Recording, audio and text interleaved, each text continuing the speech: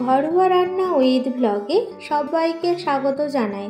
আজ নতুন ধরনের জলখাবারের রেসিপি বানিয়ে দেখাবো, যেটা আপনারা সকালে বা বিকেলে খুব সহজে বানিয়ে নিতে পারবেন। আর এটা আপনারা বাচ্চাদের টিফিন বক্সেও দিয়ে দিতে পারেন। এই রেসিপি আমি কিভাবে বানাই সেটাই আপনাদের সাথে শেয়ার করছি। চলুন তাহলে রেসিপিটি শুরু করা যাক। তার জন্য সবার প্রথমে গ্যাস অন করে কড়াই গরম করে নিয়েছি। এর মধ্যে 1 চামচ সর্ষের তেল দিয়ে দেব। সর্ষের তেল গরম হয়ে যাওয়ার পর এর মধ্যে 1/2 চা চামচ গোটা জিরা আর গোটা কালো সর্ষে কিছুক্ষণ নাড়াচাড়া করে নেওয়ার পর এর মধ্যে একটা কুচনো পেঁয়াজ দিয়ে দিলাম। দিয়ে দেওয়ার পর আবারও কিছুক্ষণ নাড়াচাড়া করে নেব। কিছুক্ষণ নাড়াচাড়া করে নেওয়ার পর এর মধ্যে লবণ দেব, জিরা গুঁড়ো, ধনে গুঁড়ো, কাশ্মীরি লঙ্কার গুঁড়ো আর হলুদ গুঁড়ো দিয়ে দেওয়ার পর ভালো করে নাড়াচাড়া করে নেব। ভালো করে নাড়াচাড়া করে নেওয়ার পর এর মধ্যে চিলি ফ্লেক্স দিয়ে দেব। দিয়ে কিছুক্ষণ মিশিয়ে নেওয়ার পর এর মধ্যে আগে থেকে 2টো আলু সেদ্ধ করে এইভাবে ম্যাশ করে নিয়েছিলাম, সেটাই এখানে দিয়ে দিলাম। দিয়ে দেওয়ার পর ভালো করে মিশিয়ে নেব। ভালো করে মিশিয়ে নেওয়ার পর এটা নামিয়ে ঠান্ডা হতে দেব। দিয়ে ওই কড়াইতে আবারও 1 চামচ মতো সর্ষের তেল দিয়ে দিলাম। সর্ষের তেল দেওয়ার পর এর মধ্যে 1/2 চা চামচ কালো জিরা, 1 চা চামচ তিল আর কারি পাতা দিয়ে কিছুক্ষণ ভেজে নেব। কিছুক্ষণ ভেজে নেওয়ার পর এর মধ্যে সুজি দিয়ে দেব। এখানে আমি 1 বাটি সুজি দিয়ে দিলাম। এই সময় কিন্তু গ্যাসের ফ্লেম একদম লোতে রাখতে হবে। লোতে রেখে এটা ভালো করে নাড়াচাড়া করে নেব। 2 মিনিট এইভাবে সুজি নাড়াচাড়া করে নেব। নাড়াচাড়া করে নেওয়ার পর এর মধ্যে 2 বাটি জল দিয়ে দেব। যেই বাটি মেপে সুজি নিয়েছিলাম সেই বাটি মেপেই কিন্তু এখানে 2 বাটি জল দিয়ে দিলাম। দিয়ে দেওয়ার পর ভালো করে মিশিয়ে নেব। দিয়ে স্বাদ অনুযায়ী লবণ দিয়ে দেব। দিয়ে দেওয়ার পর আবারও ভালো করে মিশিয়ে নেব যতক্ষণ না পর্যন্ত সুজি ভালো মতো শুকিয়ে আসছে। সুজি দেখুন অনেকটা ঘন হয়ে এসছে। এই পর্যায়ে 2 চামচ তালের পাল্প দিয়ে দিলাম। এই তালের পাল্পটা আগে থেকে জাল করে নিয়েছিলাম, দিয়ে ঠান্ডা করে নেওয়ার পর এখানে 2 চামচ দিয়ে দিলাম।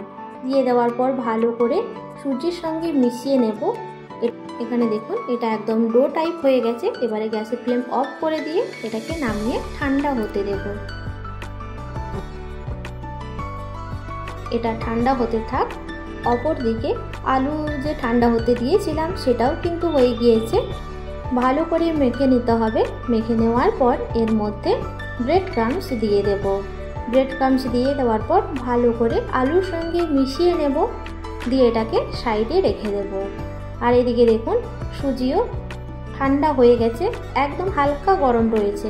এই সময় ভালো করে মেখে নিতে হবে। এইভাবে ভালো করে মেখে নেওয়ার পর হাতের মধ্যে অল্প সাদা তেল নিয়ে আবারও এইভাবে মথে নেব। মথে নেওয়ার পর হাতের মধ্যে অল্প সাদা তেল নিয়ে নেব।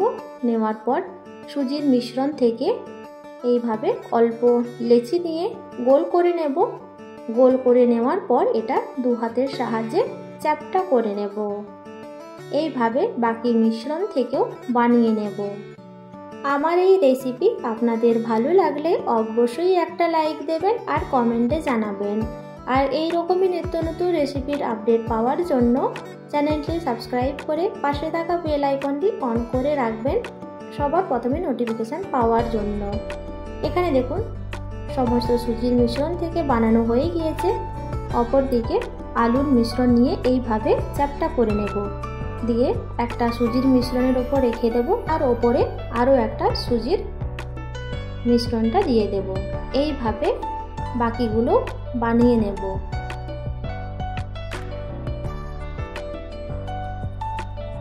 এইভাবেও আপনারা খুব সহজে বাচ্চাদের টিফিনের মধ্যেও দিয়ে দিতে পারেন। চামচের পেছন দিক দিয়ে এইভাবে কাট লাগিয়ে দেব। আলতো হাতে এই কাজটা করতে হবে, তাহলে দেখতেও সুন্দর লাগবে। 2 দিকেও এইভাবে করে নেব। দেখতে কতটা সুন্দর লাগছে বলুন। এইভাবে বাকি মিশ্রণ থেকেও রেডি করে নেব।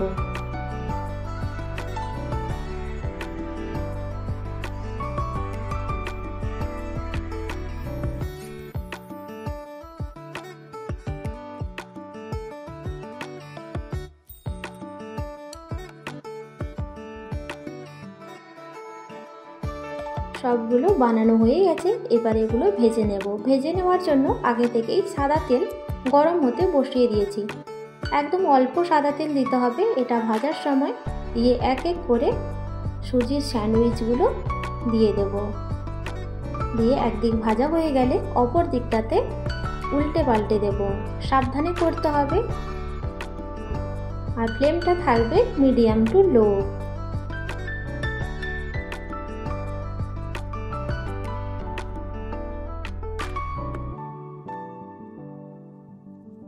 আমার মতো করে আপনারাও এই জলখাবার রেসিপিটি বানিয়ে দেখবেন, অসাধারণ লাগে খেতে।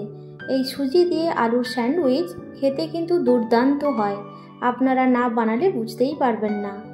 এখানে দেখুন সুন্দরভাবে দুই দিক ভাজা হয়ে গিয়েছে। দিয়ে এগুলো প্লেটে নামিয়ে নেব। আমার এই রেসিপি আপনাদের ভালো লাগলে অবশ্যই একটা লাইক দেবেন আর কমেন্টে জানাবেন। আজ তাহলে এই পর্যন্ত, দেখা হবে নতুন একটা রেসিপি নিয়ে। সবাই ভালো থাকবেন, সুস্থ থাকবেন।